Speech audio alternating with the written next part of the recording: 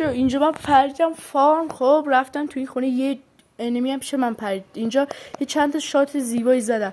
اینجا گانا رو برداشتم، یه شات گانم اونور دیدم. خب برداشتمش، یادم اومد تو، ترسیدم یه لحظه. خط رو گرفتم بزنم، دیدم نیست. خب بعد خواستم بزنم از این و برم، گفتم یو خطمو میگیری. از این و رفتم فهمیدم سرپاش از روی سقف میاد. رفتم رو سقف، خودشم دیدم.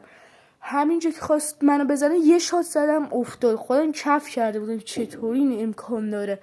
خیلی خفن بود. بعد اینجا ما داشتیم میرفتیم دراب گان. خب بعد یه دیدم این گلدرتشون رو زدن، یه شیلد انداختم، یارو کور شد. یه تیر زدم خورد زمین، یکی دیگه زدم خورد بهش، یه تیر دیگه آخری دیگه کشتش. اصلا نمیدونم چرا نمی مرد. واقعا عجیب بود. برای ادامه ویدیو اینجا رو کلیک کنید.